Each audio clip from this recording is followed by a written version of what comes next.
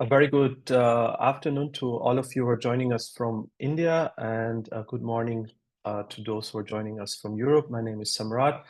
I am the country head of the Euraxis network here in India, and it's a great pleasure for us to bring to you an exciting webinar on the European Research Council grants. This is a world-class fellowship initiative by the European Union under the Horizon Europe program. Here we are actually will talk to you in the next 90 minutes or so how you can access and be eligible to apply for the different grant schemes.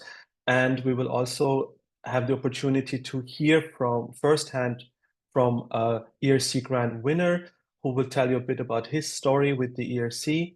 And I'm also very happy to have our guest speakers here with us today. I will briefly introduce them to you. I'll start with Dr. Vivek Dham from the EU delegation advisor, who is also, here to help us to understand better how Indian researchers can participate in the ERC program. I would also like to welcome our main speaker, Dr. Alexandra Dusa, who is the scientific officer at the European Research Council Executive Agency. A very good morning to you, Alexandra. Thank you for joining. And it's also a pleasure to welcome Dr. Vikas Trivedi, who is a Synergy ERC grant winner and who's joining us from either Spain or Germany. Vikas, where are you right now? Spain at the moment. Okay, yeah, so he's joining us from Spain right now. Okay, without any further delay, I would also ask Dr. Vivek from the EU delegation to give a few opening remarks before we go straight into the subject. Thank you. Yeah, thank you, Samrat, for giving this opportunity. On behalf of EU delegation and European Commission, I welcome you all to this webinar on ERC research grants. Your participation means a lot to us. As Samrat already mentioned, the European Research Council is a part of a Horizon Europe framework program. So the program is divided into three pillars, which Alexandra will explain. But what I underlines here, why the ERC is so important, this is our flagship program. It supports the idea-driven research, path-breaking research.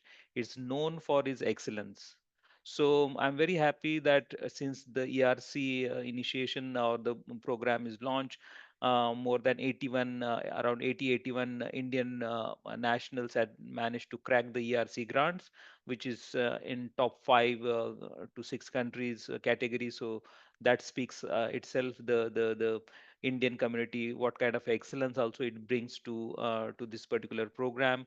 The second point, what we underline is always we are supporting idea-driven research because the EU, the European Commission, very much supports the individual idea research, and that is what we are investing around 16 million euro or 16 billion euros for ERC grants for 7 years.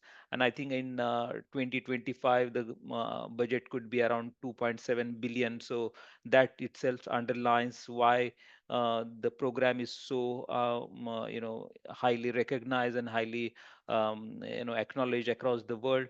This is one of the only program where the individuals are so generously funded for their ideas, and they are free to support, choose any research discipline, any country, any lab within the European country. And that is the beauty of this particular program. We are here to help you out. Me and Samrat, we are quite regular customers of this webinars, and we are organizing quite frequently. So we will be more than happy to help you out. But I again give it back to Samrat for further proceedings. Thank you, Samrat. Thank you so much, Vivek, for giving a very good overview about how important this ERC grant is also here in India for us and how well Indian researchers have done in the past. And we hope, to set the bar even higher after today's webinar, that we, promote more understanding and knowledge about the ERC and the possibilities for Indian researchers to participate as PIs, to be part of a team. And now we will actually go straight into the matter with Dr. Alexandra from the ERC, who will now give an overview about the different ERC grants and also, of course, what is the rationale behind the ERC, what are they looking for, and how how you can proceed in applying for this world-class, world prestigious grants. Thank you so much, Alexandra. The floor is yours. Thank you very much. Good afternoon to everyone. I'll just go ahead and share my presentation.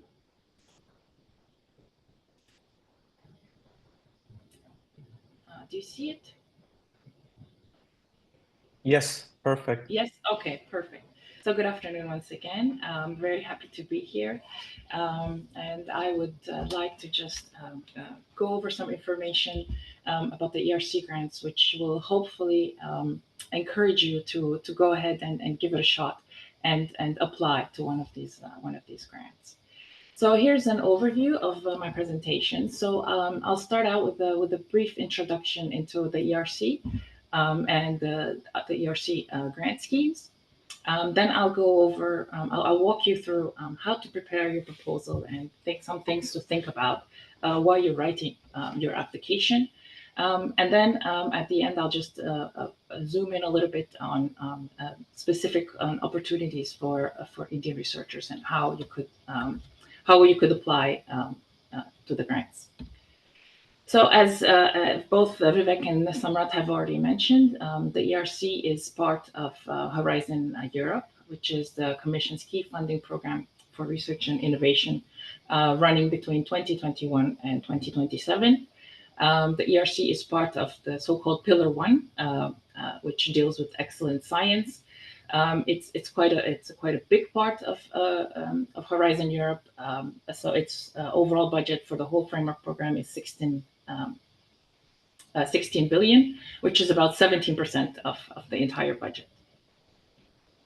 So here are just some facts and figures for those of you that may not be so familiar with the ERC. So since its creation in 2007, there have been over 14,000 researchers that have obtained ERC grants. About 90,000 researchers and other professionals have been employed in ERC research teams from the beginning. There have been over 2,400 patents generated out of ERC grants. Over 400 startups have been identified as founded by ERC grantees. More than 220,000 papers have been published in scientific journals with results that have come out from research being done within ERC grants. And there are over 900 research institutions that are hosting the ERC grantees, and these are either universities, public or private research centers, all in the EU or associated countries. Very nicely, there are 92 nationalities of grant holders within the ERC family, and also as of this year, we can count about 14 Nobel Prize winners within the family of ERC grantees, as well as a host of other prestigious awardees. So what sets the ERC apart from other funding programs within the European Commission is the fact that it is governed by the Scientific Council. So the Scientific Council is a group of 22 eminent scientists and scholars that come from the three main domains of sciences in general. So we have the life sciences, the social sciences and humanities, and the physical sciences and engineering.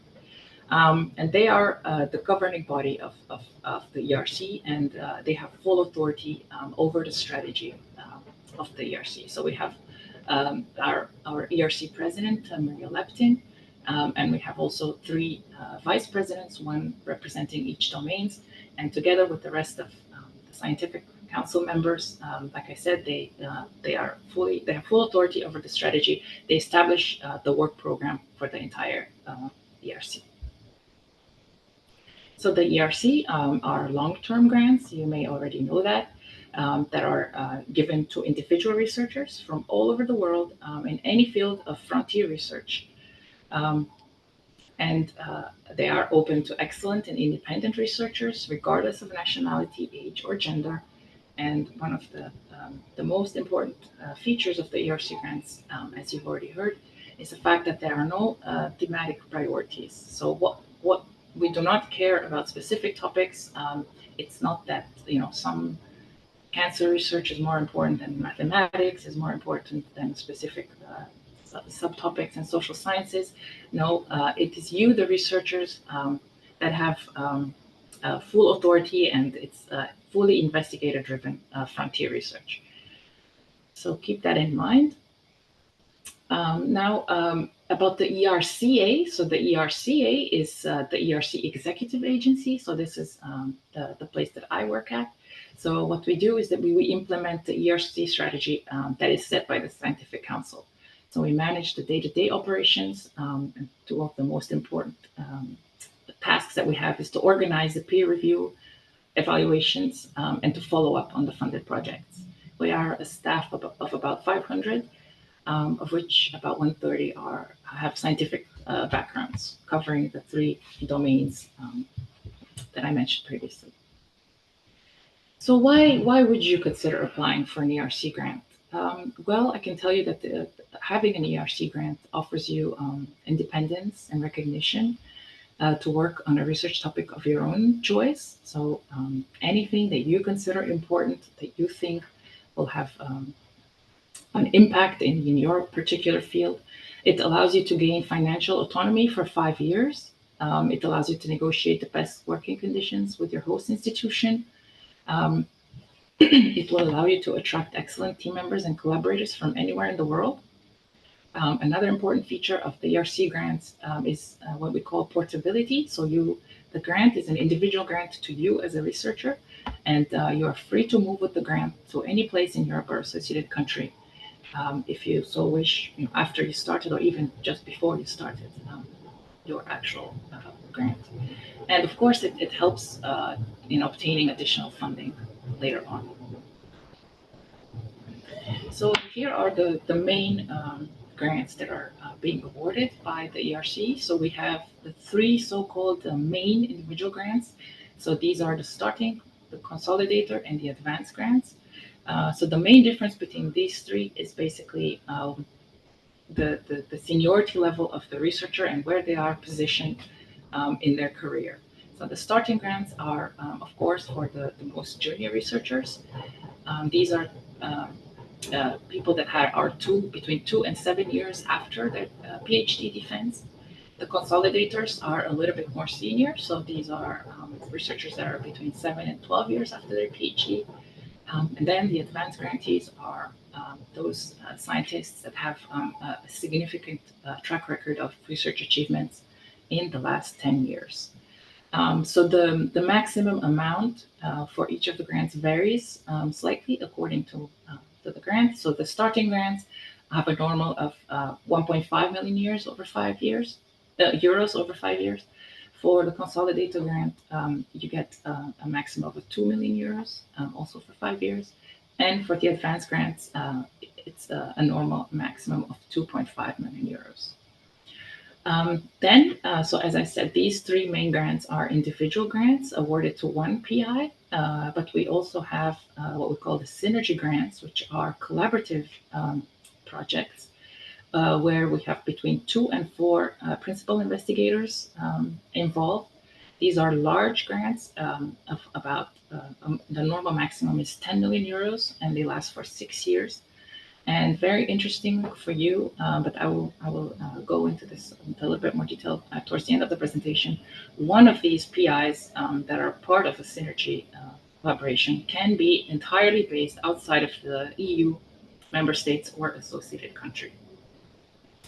And then we also have some small grants, the proof of concept grants that are basically so small grants of 150,000 euros that are awarded only to ERC grantees, so researchers that already have one of the other grants that I've just mentioned, and they are meant to bridge the gap basically between the research and some early stage of marketable innovation. So for example, let's say you've developed a specific clinical assay within one of your main grants, and you would like to see now if you can bring it closer to the patients, to an actual clinical application.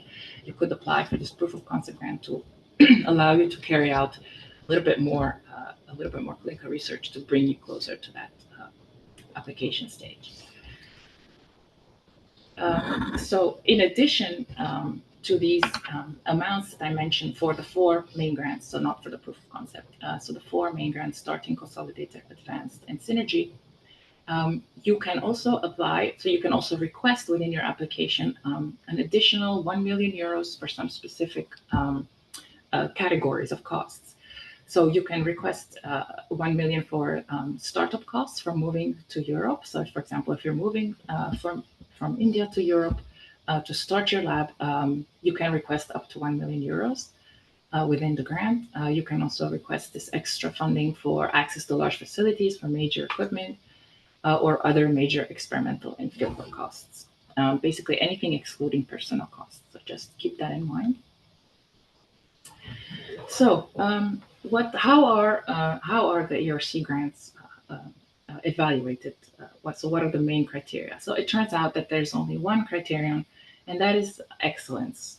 So excellence is evaluated on the side of the research project. So as evidenced by the groundbreaking nature of the project, its scientific impact, and its scientific approach.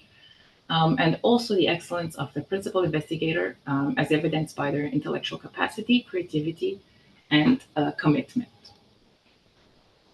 So one new feature that has been implemented by the Scientific Council as of the work program of this year, of 2024, is that the panels are asked to primarily look at the excellence of the project. So in the past, the research project, and the principal investigator were kind of given equal weight in evaluation, but the Scientific Council decided to focus a little bit more on the project itself. So they will look at the excellence of the project first and foremost, but at the same time, they will of course also evaluate the ability of the PI to carry out the project. So who can apply to the ERC grants? So researchers of any nationality, of any age, as long as they are at least 2 years past their PhD defense, from any current working place in the world, on any topic, so fully bottom up, you decide what you would like to study. The only requirement is that you need a letter of support from a host institution, which needs to be based in an EU member state or associated country. So as such, the grants are open to the world. And as I already mentioned, you are able to request additional funding to cover your costs to move to Europe or associated country from overseas. The other thing you need to keep in mind is that a dual affiliation is possible. So the ERC grantees are required to spend 50% of their time over the whole duration of the project, so over the whole 5 years, 50% of the time in an EU member state or associate country. But of course, the other 50% can be spent anywhere else in the world. As I also mentioned, as of 2019, the Synergy grants now allow one PI to be fully based outside the EU or associated countries. So you can be 100% based in India and be one of the 2 to 4 PIs that apply to the Synergy grant. So currently, we have about 50 PI nationalities that are non-EU associated countries within the grantees, and about 17% of the project team members are from third countries. So third countries meaning outside the EU or associated countries.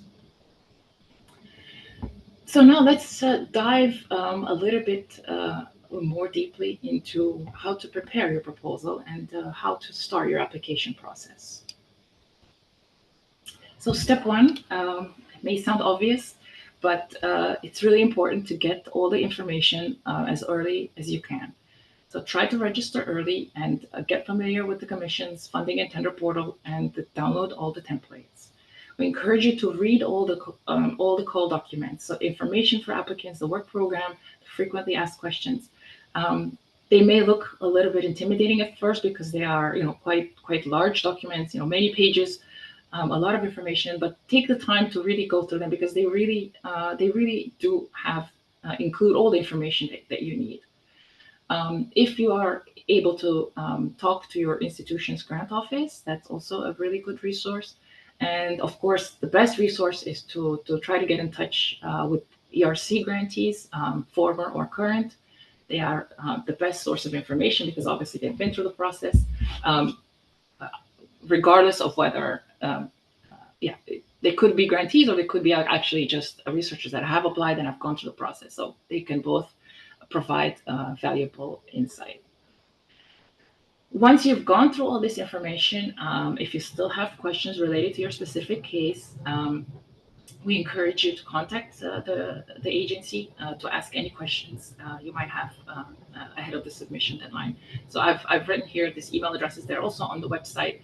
So basically, it's the same format of email address for every call for every year. I did not include the Synergy one, but you can find it on the website.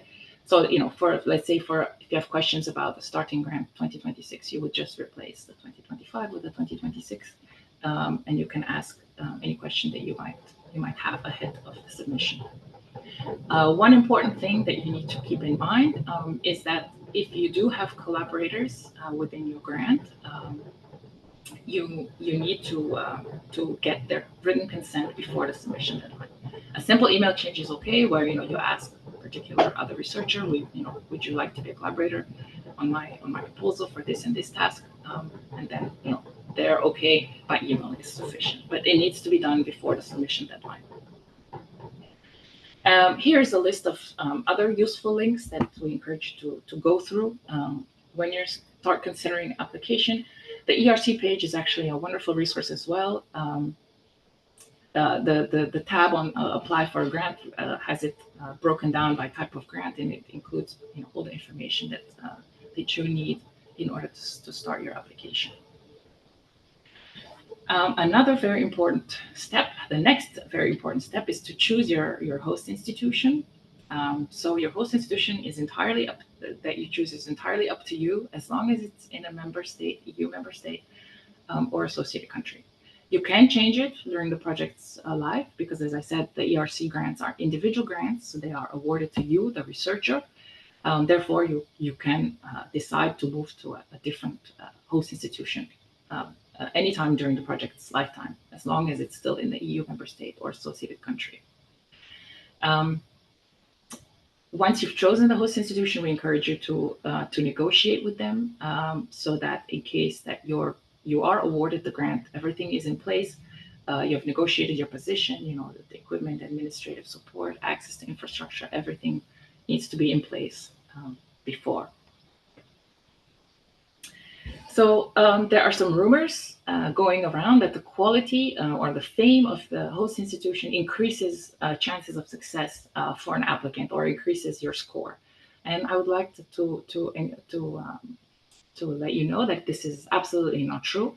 The host institution is not an evaluation criterion for the ERC evaluation, and all of our evaluators are well briefed on that, and they do not consider it at all when they carry out their evaluation.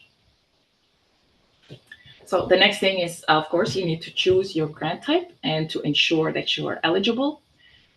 So the eligibility window is calculated according to the 1st of January of the year of the call. So, for example, for a starting grant 2025 call, if you have obtained your PhD between 1st of January of 2018 to 31st of December 2022, you are eligible.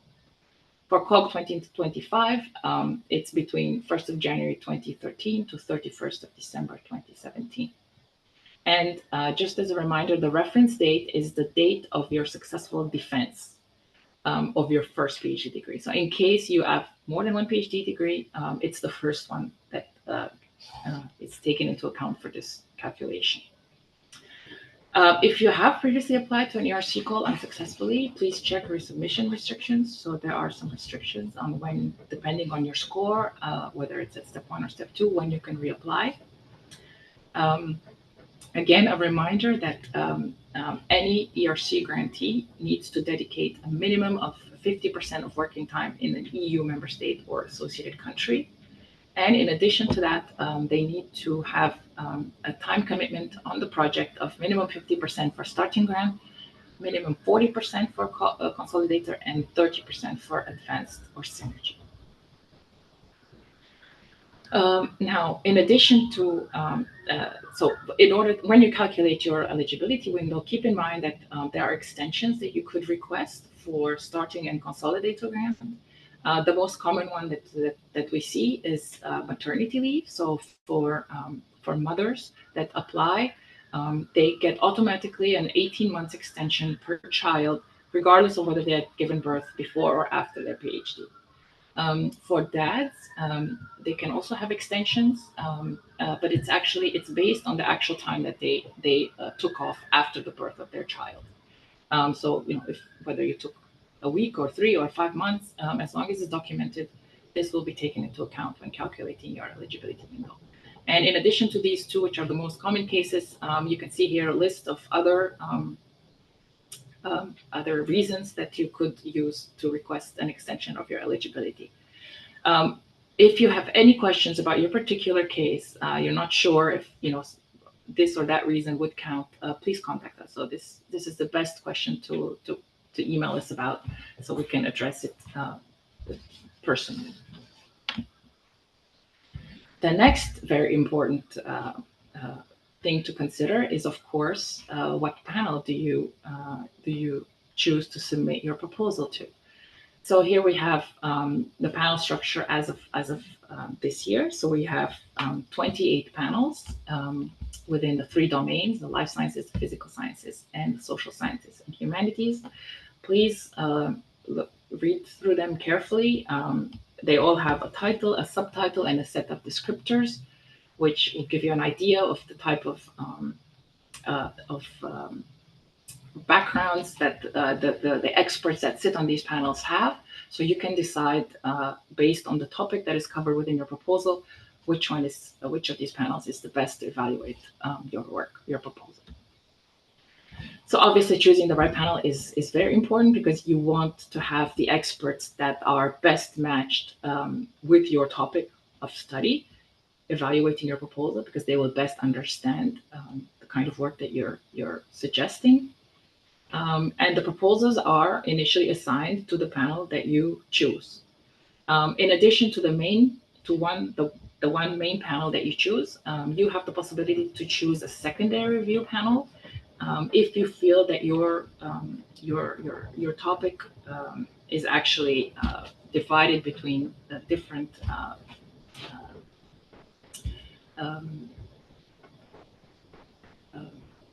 if you feel that your proposal is a little bit more interdisciplinary, and it goes over more than one specific topic, then you are free to choose a secondary review panel. You just need to explain this in the part B1 of the proposal and explain your choice. So as I said, the proposals typically are assigned to the panel of the PI's choice. In very exceptional cases, transfers of proposals can occur if there's a mistake, a clear mistake on your part, or in cases that the necessary expertise is not available in the panel that you chose, but is available in a different panel.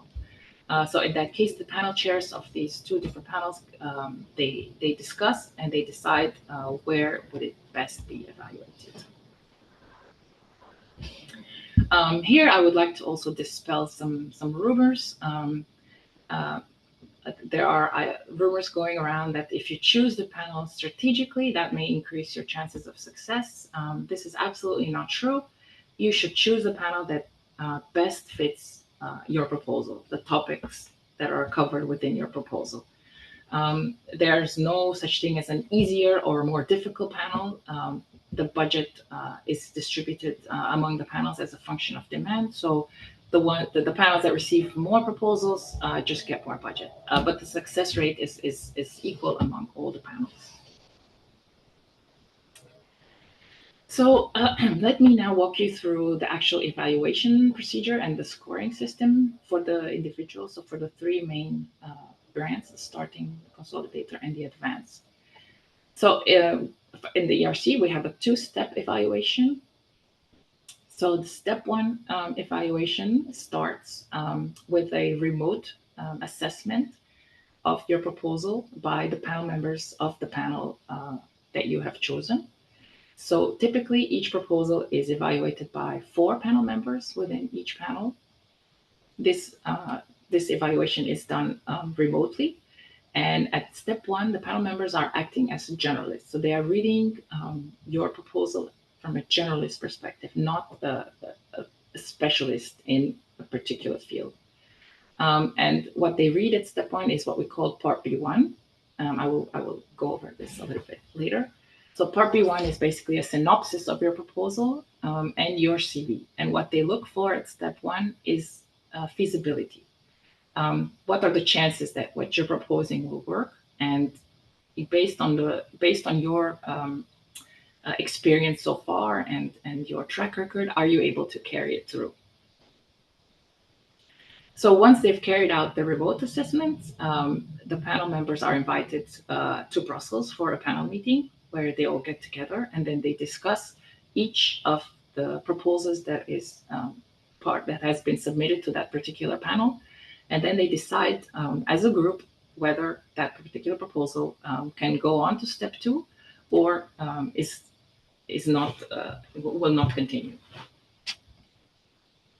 So at this panel meeting, with all the panel members, there are 3 grades that are being assigned to each of the proposal.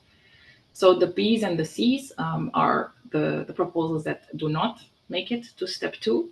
The C's have major flaws, so the panel members find that there are major flaws within that proposal, so they are just not of sufficient quality to go on. The B proposals are generally pretty good, but they have one part or one main sub work project, a work package, or something that the panel is not comfortable with, or perhaps they just do not feel that the PI has shown the independence or the track record to carry it through. So the B's and the C's receive this feedback from the panel members, as well as the individual reviews that were carried out during the remote assessment. And the A proposals are invited or go on to step 2, and the panel, the PIs are invited for interviews.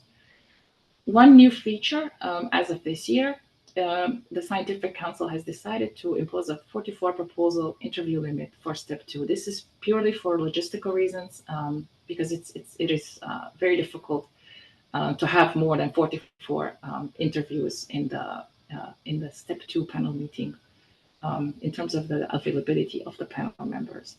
However, this doesn't mean that if there are more than 44 excellent proposals, so 8 proposals at step 1, anything beyond 44 that still is considered an A now gets a grade that's it's called A not invited. So they are still good, they're still A's, but they're just are not good enough to be within the first 44. However, these proposals do not have any resubmission restrictions, and the PIs are free to submit again the following year. Okay, so the A proposals that do go on to step 2, they undergo another remote assessment. This time, in addition to the panel members, there are also additional reviewers, or what we call external reviewers. So these are specialists in the different domains that are covered within each proposal, and they are nominated by the panel members themselves at the step 1 panel meeting. So both the panel members and these external reviewers carry out a remote assessment of all the proposals that have passed to step 2. But here they look at the full proposal, so what we call the part B2, and also the budget, the proposal budget. So in step 2, what they focus on is the methodology. So they want to look at all the details that you propose and try to figure out whether the proposal has a good chance to succeed. So after the remote assessment, again, the panel members are invited to Brussels for a panel meeting, not the external reviewers, so only the panel members. But during that panel meeting, they discuss both their own reviews and the reviews given by the external reviewers. And they also carry out interviews with the applicants. And after the interviews and after they've considered all the reviews that have been generated within the remote assessment, then they make the final decision on funding. So as you're preparing your application, keep in mind that basically there are two parts to the application. So we have the administrative forms, and then we have the actual proposal.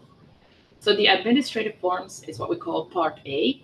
So here's just basic information that you need to provide about yourself and the proposal and the host institution, some questions on ethics and other questions, and also the budget.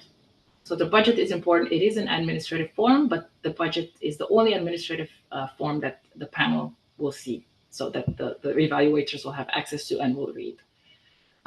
Also important are the annexes. So the panel will not see this, but we will look at this. So you need the statement of support from your host institution and a copy of your PhD, and if needed, any documents for the extension of eligibility. Now, what the panels do look at, as I already mentioned, is what's called Part B1 at step 1 and Part B2 at step 2.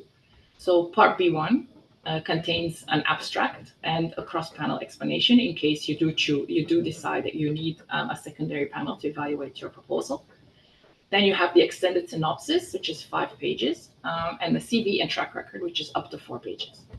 In Part B2, you have the full scientific proposal of 14 pages, and the funding ID, where you list, you just provide a list of your current ongoing grants. So in Part A, one important feature of Part A is that's where you need to choose your descriptors and your free keywords that describe your proposal. These will influence what panel will evaluate your proposal and are the basis of allocation to the panel members, depending on their own expertise. And they will also determine whether a cross-panel evaluation is necessary. So please choose them carefully. Again, there are rumors that the panel descriptors somehow represent ERC scientific priorities. This is absolutely not true, because as I mentioned, there are no scientific priorities for the ERC. Everything is fully bottom-up. So the panel descriptors are just indicative so that the PIs can see what the expertise is in the panel, and please, so that you can best choose which panel will evaluate your proposal. There's another rumor that the more cross-panel descriptors you indicate, the higher the funding chances, since you emphasize the interdisciplinarity of the proposal this way. Again, this is not true. Interdisciplinary proposals do not have a priority or are not preferred over non-interdisciplinary proposals. So again, just choose the panel that you feel would best understand the topic of your proposal. So now the Part B1 document, where I said it's divided between research project and CV. I mentioned that the Scientific Council has decided as of this year that the evaluation should primarily be focused on the project, its groundbreaking nature, ambition, and feasibility. What you can see here in the box on the right are the questions that the reviewers need to answer while they're evaluating your proposal. So there's no longer an explicit reference to high risk, high gain, which is something that we had in the past. But the Scientific Council felt that actually groundbreaking, ambitious, and feasible are the best descriptors of a successful ERC project. So they decided to focus on that. And there's no longer any explicit reference to novel methodologies, since novel methodologies is something that can be generated within a proposal, but is not necessary for an excellent proposal. So here's some things that you can ask yourself as you are writing the Part B1, the research project. Think about whether the project is new. Is it innovative? Is it bringing in new solutions or theories? Does it promise to go substantially beyond the state of the art? Why is it important? Try to answer a complete question, and try to think big, and make sure that the idea needs an ERC grant to do it. It cannot be done with a smaller, less ambitious grant. Think about how you can support your case. Think about your hypothesis. Think about supporting evidence. Have you thought about the feasibility? Have you proven it? Are your goals realistic?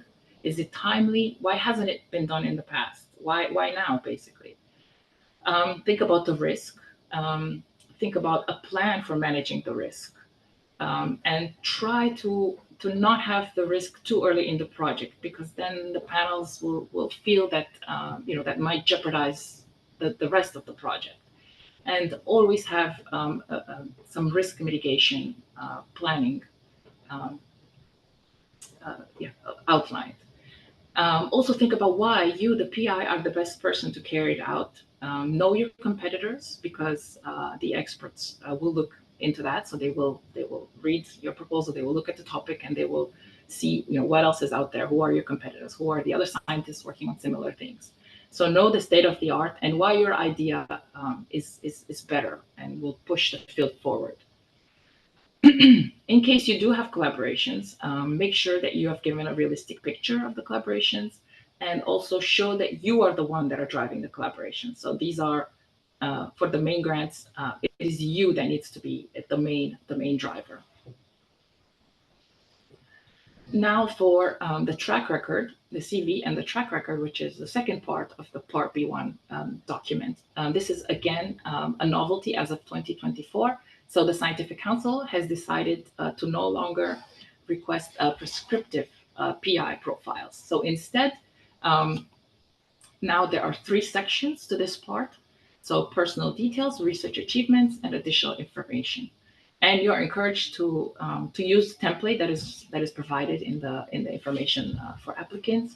So obviously, in the personal details, you just you introduce your qualifications, your education, current positions, and this kind of information.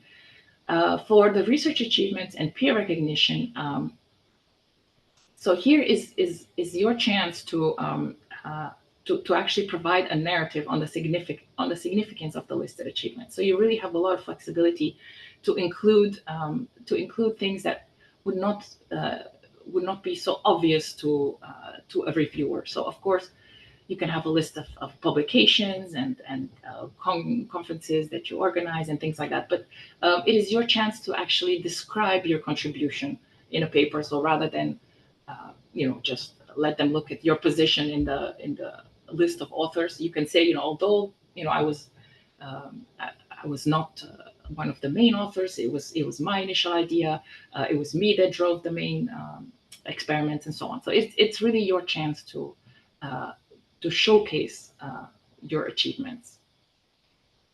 And then the third section of additional information. Here you can add any information on your research path that can provide context to the reviewer, so they can get a global picture of you as a researcher. So you can talk about any career breaks that you might have had. You can talk about any diverse career paths. Perhaps you started out working for a company, but then you decided to move back into academia. You can describe what kind of events, life events you may have experienced that have changed your outlook on your research. And of course, any other contributions to the research community that you would like the evaluators to know about. So as I said, we encourage you to use this recommended template with these 3 sections as much as possible. Explain what has been your contribution to your publications and how they have impacted the field. So don't just list the publications, but talk about how what your contribution was specifically. And convince the panel that you are at the forefront of your field. Explain publishing habits in your field and your country if needed. So for example, if in your particular institution, you always have to have the head of, the department, the director always listed as the corresponding author. You can see that. You can say, although this person was not actually involved and it was me that carried out the work, this is the habit of the institution, and that's not something that is within your power to change, but you let then the reviewer know.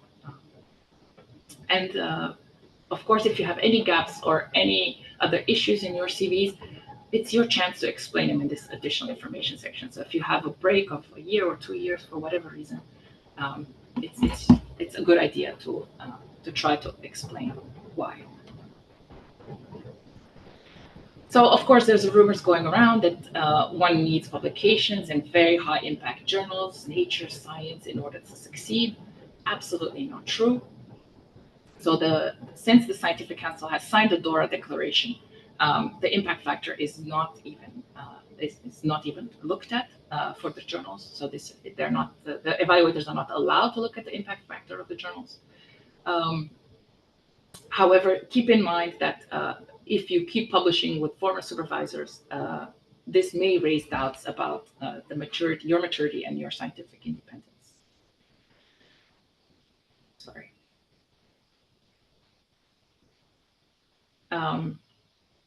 And then, yeah, so these are some questions to ask yourself. I've already kind of gone over this, but to think about as you're writing your CV and your track record.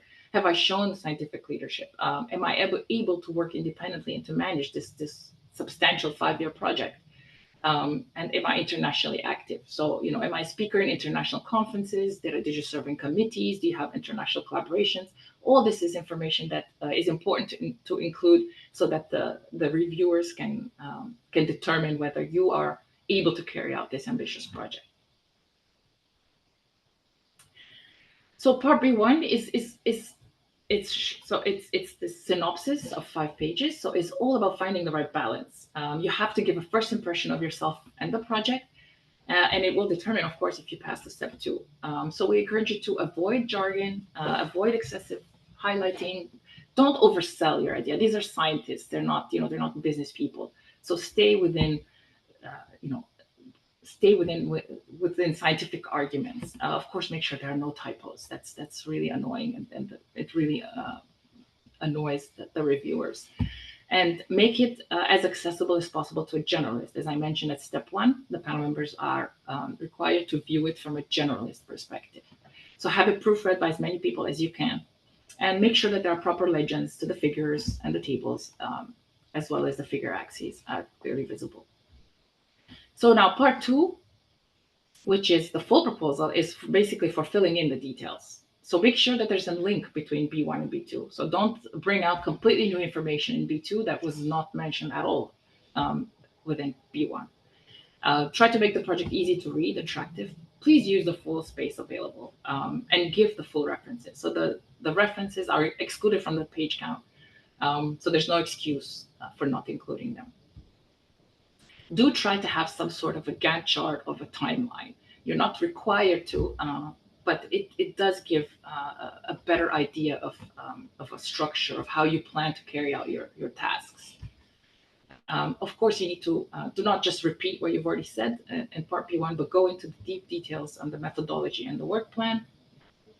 Provide any supporting evidence that you may have, if it exists, either from the literature or some preliminary data that you may already have.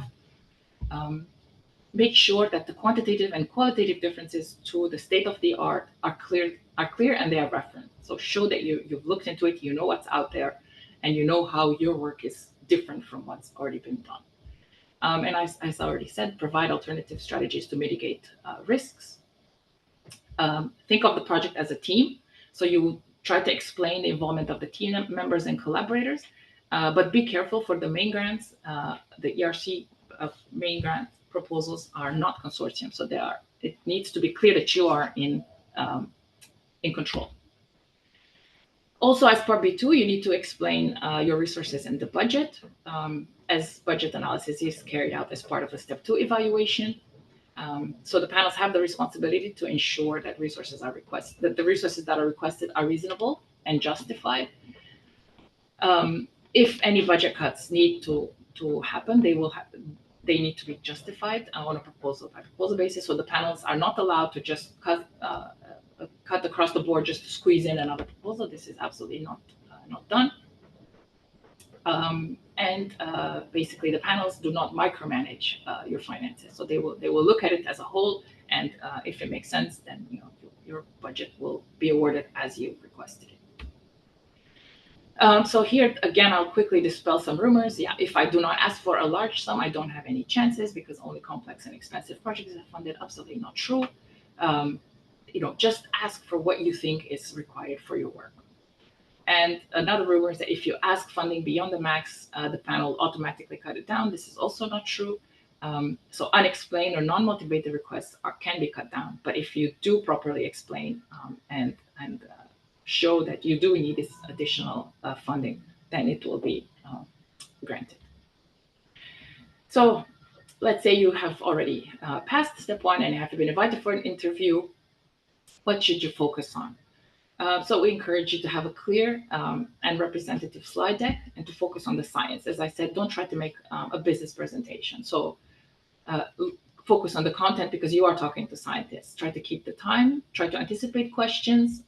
Think also about places where you may not have an answer and give to the point answers. Don't talk too much because that, then you might not get to another interesting question that could better clarify your proposal.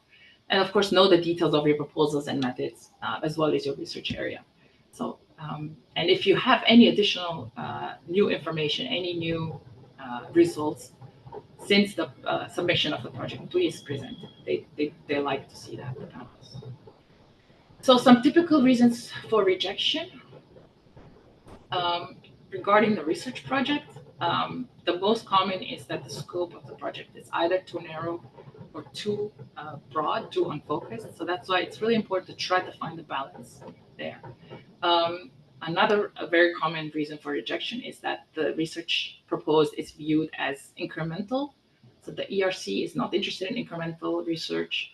It's interested in big ideas that will revolutionize the particular field.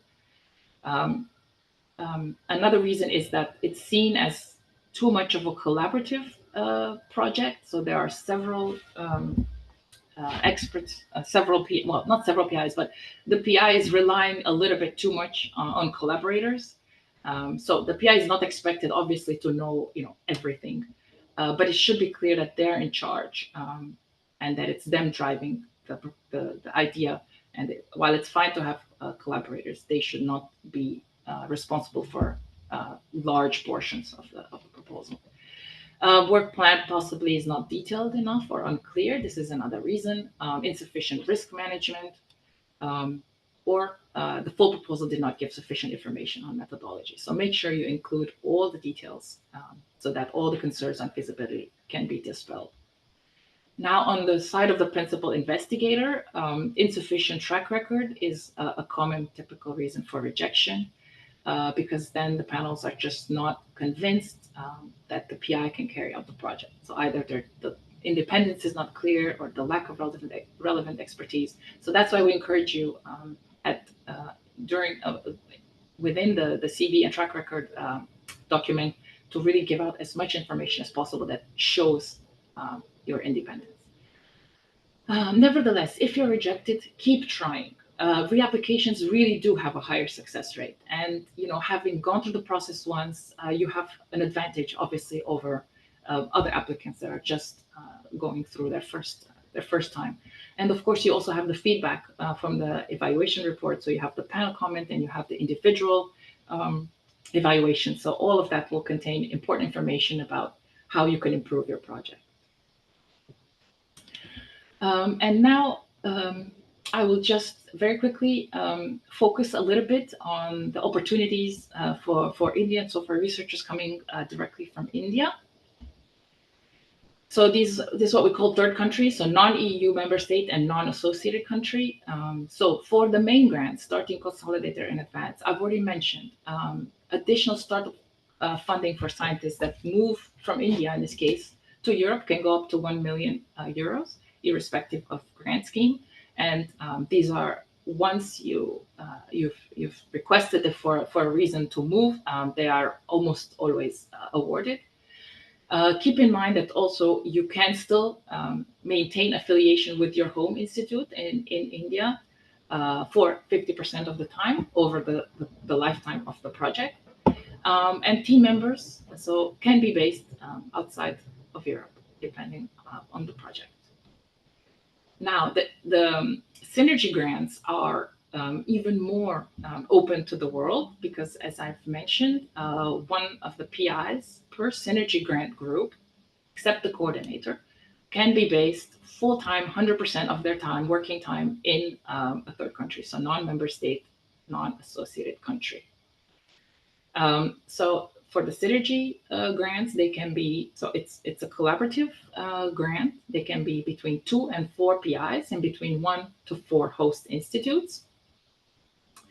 So as I said, one of the host institutes can be fully outside of the European area, and there are no other limitations on the geographical settings. And these are really big grants, maximum 6 years of 10 million euros, and you can request up to 4 million additional funding for these. So try to the best is to form collaborations within your network. Look out for PIs that are located within Europe and that may need you with your expertise to partner up within an ERC synergy grant. In addition to these main grants, the ERC has also put together what's called the implementing arrangements. So these are international initiatives that promote opportunities for researchers to visit and collaborate with the ERC teams, and they're partially supported by the non-European agencies. So these following arrangements have been signed with India. So in 2017, it was signed with the Science Engineering Research Board, and in 2020 with the Indian Council of Social Science Research. So you can find out more information about how to apply for these implementing arrangements from the ERC website. And basically, in a nutshell, how does it work? So the ERC puts out a call of expression of interest to PIs that currently have ERC grants from all over the EU and associated countries to express interest in hosting scientists supported by non-European, so in this case, Indian agencies. The ERC then sends this list of PIs that are willing to host non-European scientists in their teams. It sends these to these funding agencies from India. So indicate these two that I mentioned that have signed these collaborations. And then these particular funding agencies will then distribute this to their own scientists that are eligible. And once, if you are eligible, you will receive a list of these PIs that you can contact and arrange with them a visit of up to 12 months in their laboratory, wherever they are in Europe or associated country. This is just what I've just said. Basically, this is just the overview of how the implementing arrangements work.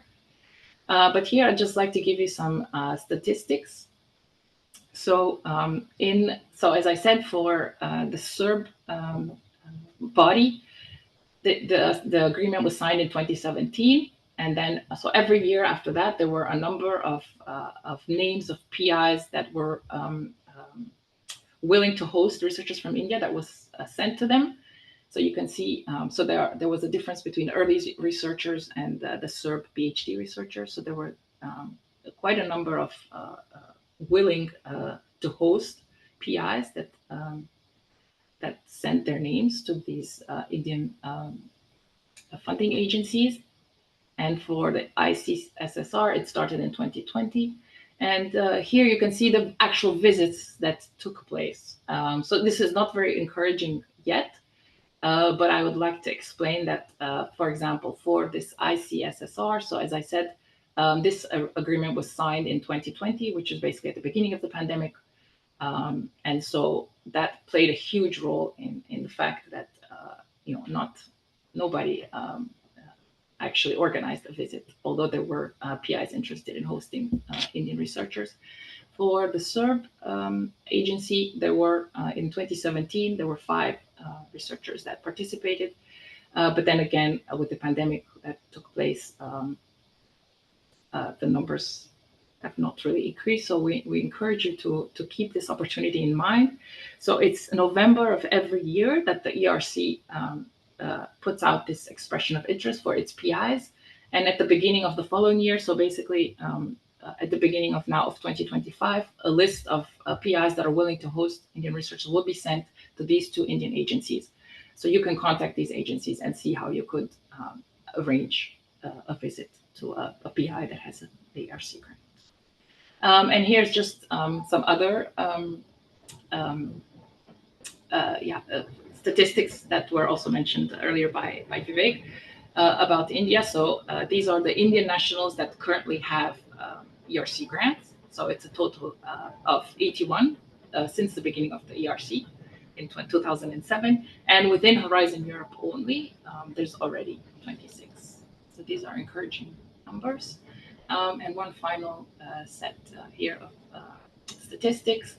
In about 2,000 Horizon 2020 grants, so Horizon 2020 is the previous framework program, there were over 18 team members from India. So it's encouraging, but there's still a lot of room for improvement. So with that, I'd like to end. I think I went maybe a little bit over time, but I hope you found this useful, and I'm happy to take questions. Thank you so much, Alexandra, for a very comprehensive and well-structured presentation. I think you really took us by the hand, literally, and walked us through the different aspects of the ERC, the different calls, and especially I think which most of our participants are very grateful is the application process itself. I think that was very valuable to understand how the mechanisms work, how the different steps work when you apply. And I see in the Q&A there are quite a few questions for you. I would say that we would now move to Vikas, have his presentation, and then take together the questions at the end of our webinar. Thank you once again, Alexandra, and it's a big pleasure now to welcome again Dr. Vikas Trivedi, who is joining us from Spain. He's the group leader at the European Molecular Biology Lab in Barcelona, with a joint appointment at the same laboratory based in Heidelberg, Germany. And he is a winner of the Synergy Grant. And we're very happy to have Vikas with us to tell us a bit more about himself, of course, and also his journey with the ERC so far. And of course, some tips and advice to future applicants coming from India. Thank you so much, Vikas. The floor is yours. Thank you so much, Samrat, for inviting, and thank you so much for Alexandra for this very nice and informative presentation. It's daunting to go after you because my presentation is clearly not as structured as what you had. So, but still, I'll give it a try. So let me share my screen, and then hopefully everyone can see. Can you see my screen? Yes.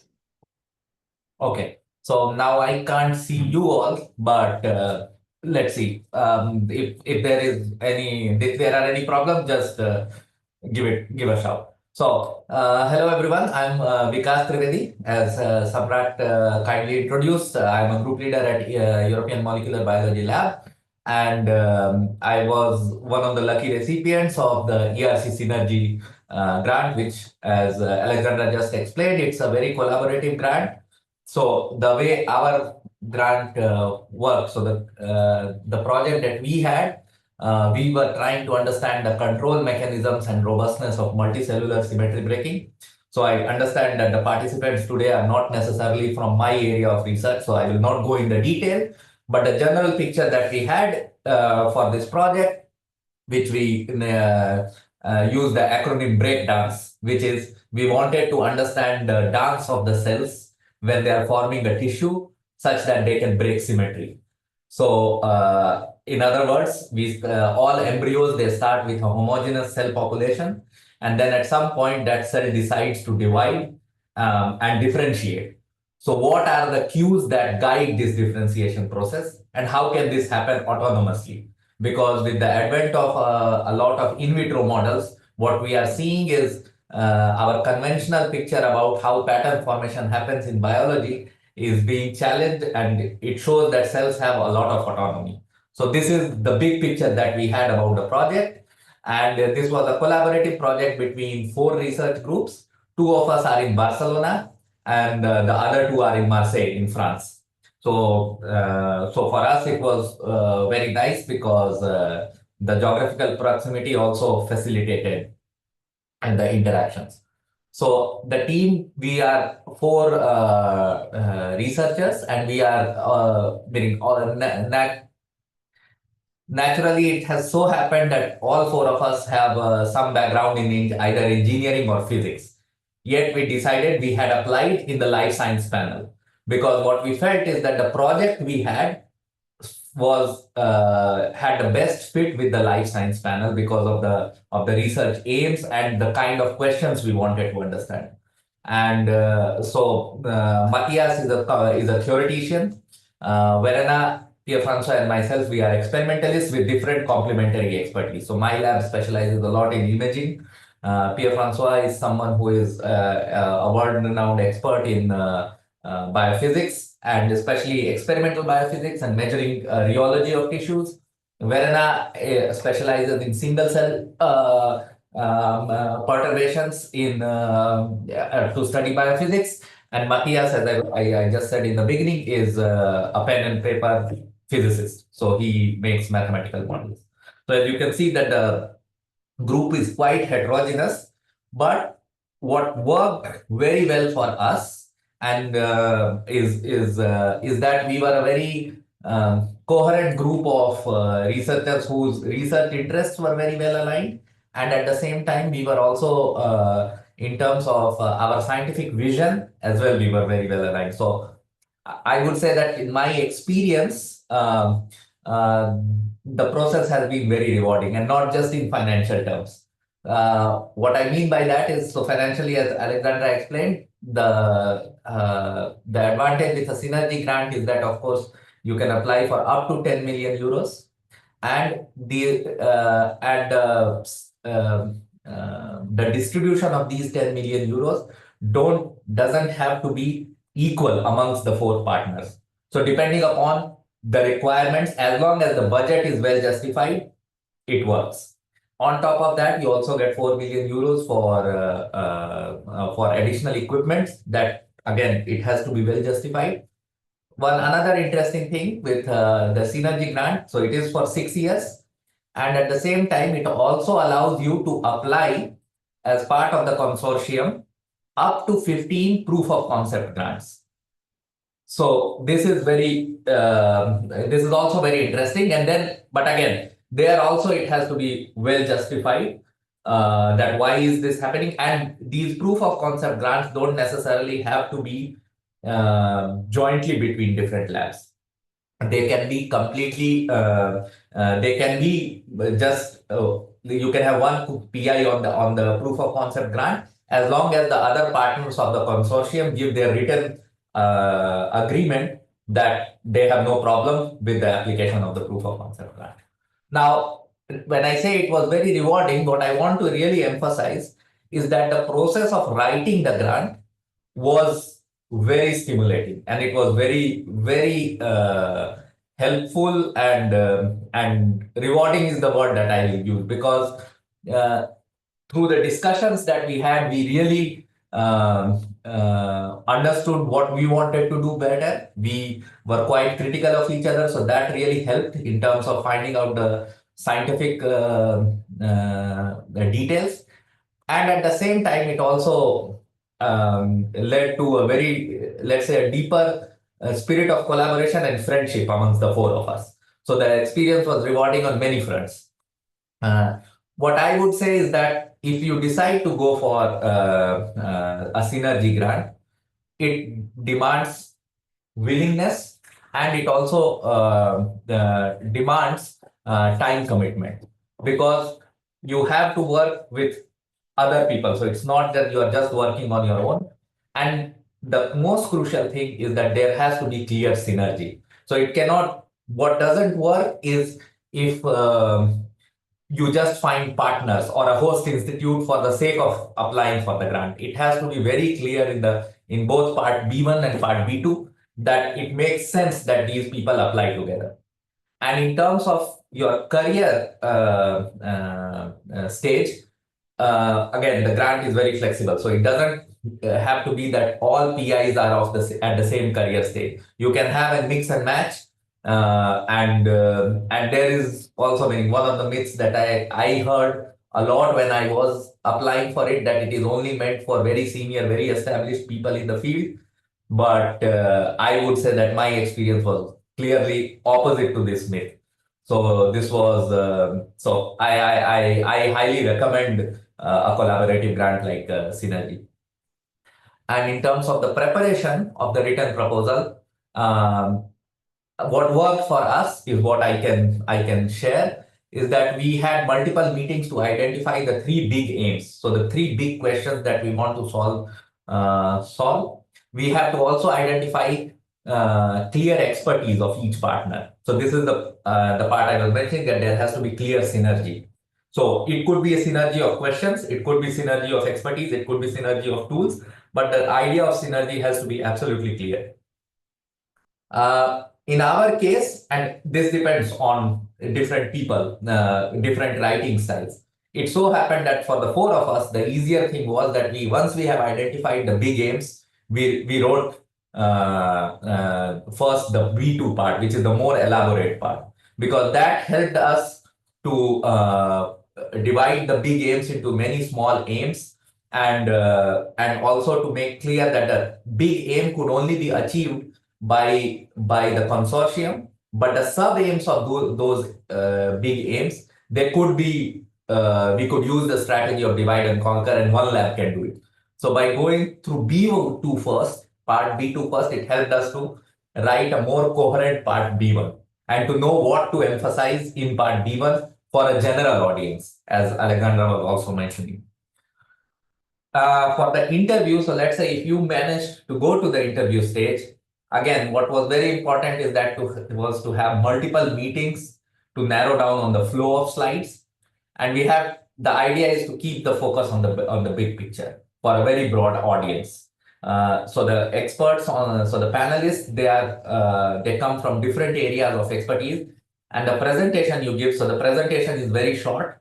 So you have a total of, depending upon different grants, there are different durations. If I'm not mistaken, for Synergy, we were allowed to talk for 15 minutes or 12 minutes. And now I'm blanking, my memory is failing me. But it was very short, so it had to be rehearsed very well. And we had practiced it with colleagues well in advance to modify the slides.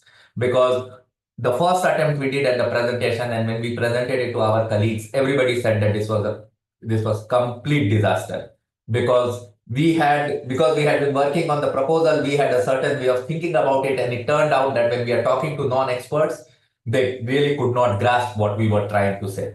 So we had to really go back to the drawing board and do everything from scratch, and it really, really helped. And it also helped that we decided to go to Brussels a day in advance and practice the logistics well.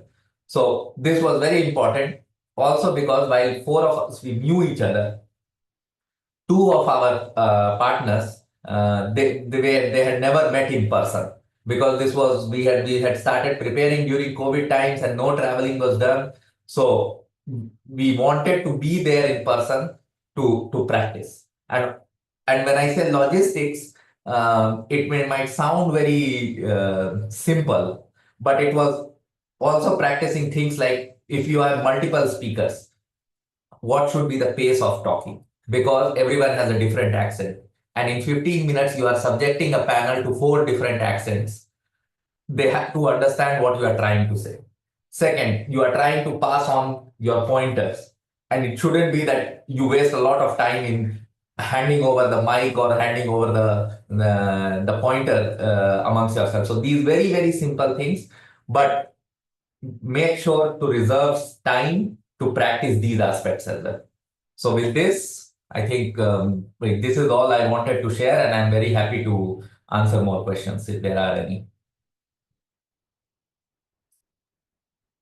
Vikas, thank you so much for this very inspiring, encouraging, and honest presentation. I think it was very good to get your personal insights into, what made this application successful, having the synergies with your peers, but also this last tip which you gave with the interview, how to prepare, and how you guys came together and did a bit of a strategy that I think was a very insightful explanation and presentation. Thank you so much, Vikas. And with that, I would like to invite Alexandra and also Vivek to be spotlighted so that we can now open up the Q&A. And there are a few questions which are recurring, throughout the webinar. I will try to cluster them.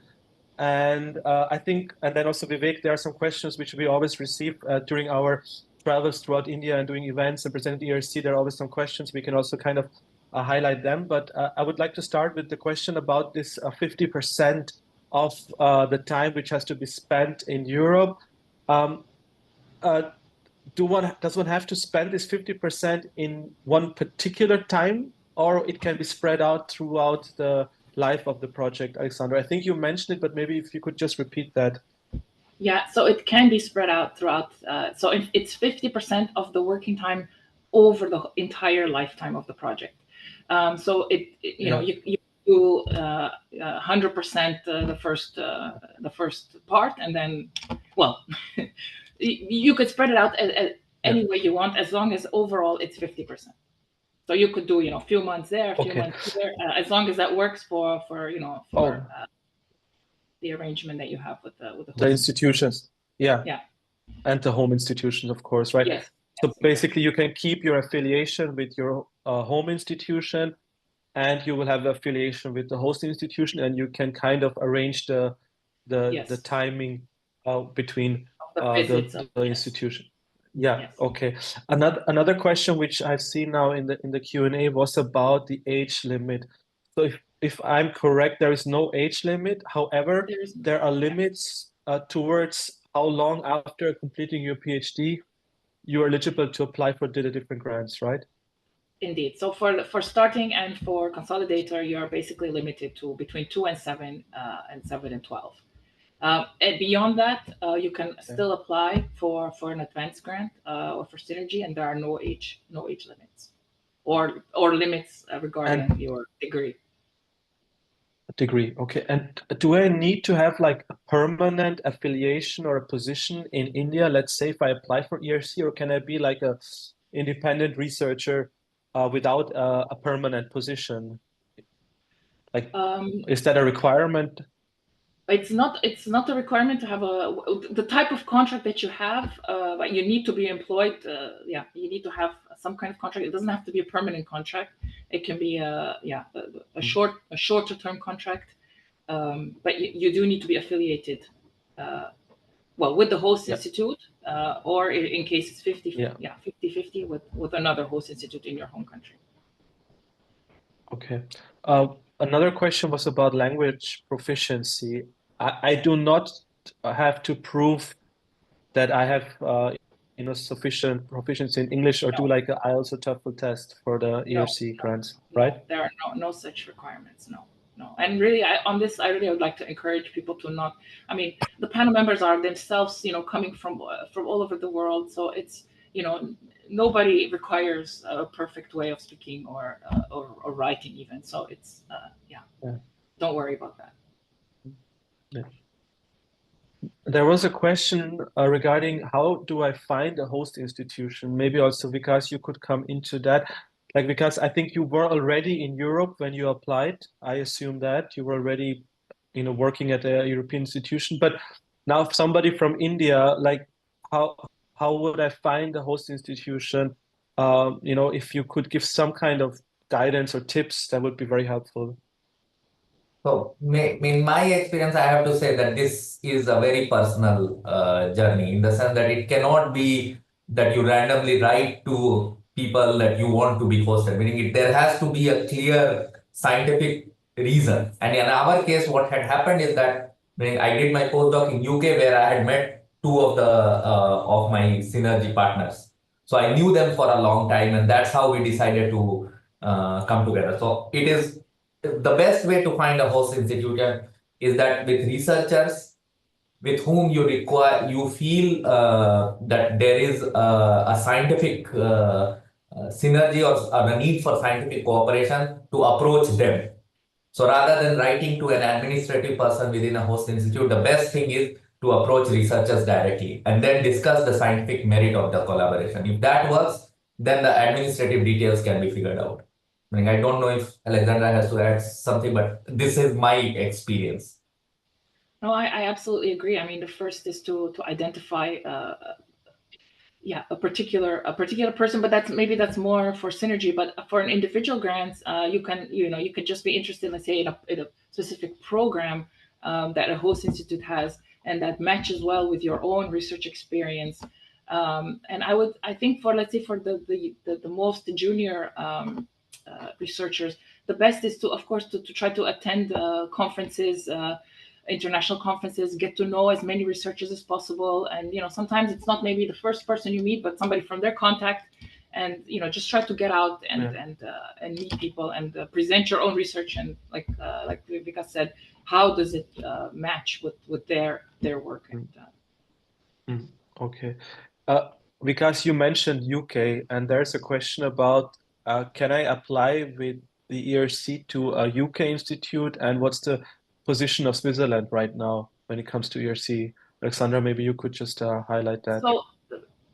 So for the UK, everything is back to normal, let's say. So the host institutes within the UK are eligible, and so everything is, it's as though they were, so they have been associated, Yeah. basically. Now for Switzerland, so so you can so the Swiss researchers, they can apply, but the discussions are still ongoing. So even if they are granted, let's say if they earn the grant, they get awarded an ERC grant, they may not, as of now, actually get the money from the ERC. So they may be able to get it from their own national institutes, their own funding agencies, but the association discussions are not finalized for the Switzerland. But Alexander, can an Indian researcher have a Swiss host institution for the ERC grant? So they can to apply, but Yeah. they may not. No, wait. So have a. I would double. Yeah, I'm not sure about the Swiss Post Institute. Okay. Okay, so we will Yeah, we will that, double check that's that maybe and something. Yeah, that needs to be double checked, because the discussions are yeah. still ongoing. Yeah, okay, Yeah, okay, okay. Yeah, yeah, Vikas, maybe. you were. Yeah, Maybe I just add one thing that sometimes, and it depends on the country, some countries, their national research agencies or other funding bodies, they take the evaluation of the ERC for their consideration as well. So, for example, if you have earned an A and maybe if you are not funded by the ERC, that grade A can be used by other funding agencies to fund you. exactly. So Yeah, yeah. this was the case for the UK up until the beginning of this year, and yeah, so this is what's happening now with Switzerland. If a Swiss person gets a grant, they cannot get it from the ERC, but they could potentially get it from their own funding bodies Okay. for the moment. I have one more question regarding setting up a lab. Can I, with the ERC funding, set up a lab in India, or do I have to set it up in Europe only? Sorry, can you repeat that? To actually set up? Like if I am a receiver of an ERC grant, can I set up my lab and my team and everything in India, or it has to be in Europe? For the main grants, it has to be within the EU or associated countries. Yeah. Yeah, and for synergy, you need to already have some kind of a lab already in, let's say, in India, to apply as a partner with Okay. other collaborators. Okay. Okay. Great. Vivek, do you have anything to bring in for the Q&A? Like, Yeah, no, it's they had already mentioned quite clearly. It's all about, how good network you have with your research teams. It's basically is all about knowing each other. What is the compatibility? If you are friends, because these are very highly prestigious and very competitive grants. So no one will invest time and energy on an unknown person. So we always advise the people who had already spent the time with the labs teams. They have a better compatibility, better chance to gel with the teams and formulate the proposal. So this is something which is, the people who had experienced in international collaborations are more qualified or more um, integration into that form will be easy for them to get into the ERC grant. Yeah, I don't say that the new institution will not, approach if you have an excellent idea and profile, but generally it is about the knowing each other. So I always urge the people, what Alexandra has already mentioned, that you keep on meeting the people, build your networks, events, conferences. This is how it is done. The second thing, these are very prestigious grants. So if you have a 1% doubt that you will not qualify, don't attempt it, because it takes a hell of time and energy to get into the entire proposal preparation. Entire process is not only you, but it is also the host institute spend a lot of time into it. So I say, if you are 101% or 110% sure about your proposal, at least you are able to pass the threshold, then it is making worth efforts to go for such a big exercise. So prepare well in advance, make all the studies, make all the scopings before you prepare a proposal. It cannot be done in overnight. It needs some time. Vikas has already mentioned how difficult it is, how competitive it is. And the third point is that it is, is not about the my lab in India or my lab in Europe, where should I. It is all about your the whole focus, whole idea should be gravitized to your excellence of idea, the research, what kind of a path breaking research you are. If you are really good, you are really excellent, is no doubt that not only in India, but in any European or world class institution will take you. This is what the world class research, the ERC is supporting. So these are other secondary things which can be addressed later, but the focus should be the core idea of your path breaking research. And I will stop it here. If anything else to add, if I miss anything. I think Vikas was wanted to add something. No. That was by mistake. Okay. So I saw just a couple more questions which I would like to take before we conclude today's session. One is regarding the synergy grant. Maybe because you can also enlighten us here. Do all the PIs have to have a similar kind of level of a research education, or can it be that one is senior, one is more junior? Like how does the team composition? So as I said when I was presenting as well, it can be very meaning it is very flexible and you have all the freedom. All the grant looks for is does the synergy make sense? If people can be across any career stage, no criteria. It's the scientific synergy that matters. That's it. Yeah. Okay, great. And Alexander, please enlighten us about the timeline, like from the day of submission to eventually being notified of either getting it or not. Like how long does it take in general, on average? So it takes about, I would say, 10 months, almost 1 year. So usually the submission, yeah. So from the submission, yeah, it's about, let's say, 9 to 10 months until you get. Well, I'm saying this is for if you are funded. Of course, if let's say you do not pass step one, then you will learn after 4 months or so. Okay. So it goes. So there's a submission deadline. Then there are a couple of months for the panel members to review their to review the proposals. Then we have to organize the panel meeting, and then there's a step two remote assessment. So yeah, it takes time. Yeah. Okay. Yeah. Vikas?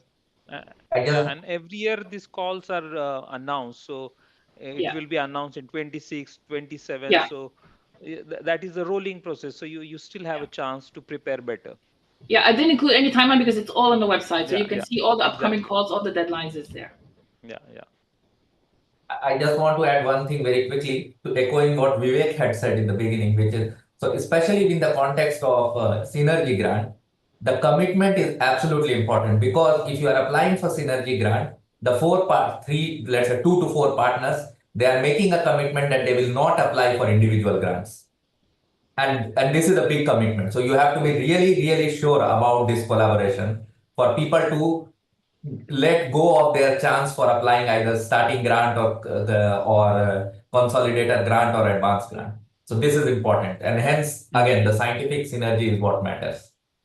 Mm, okay. Okay.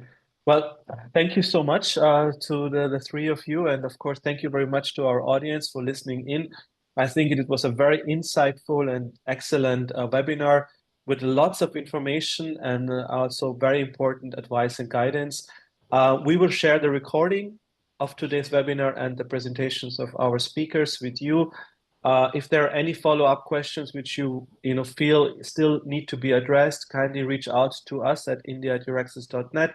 We'll be very happy, to help you to address those questions. And yeah, with that, I would say thank you so much again for joining and wishing you all a good late afternoon in India and a lunch break in Europe.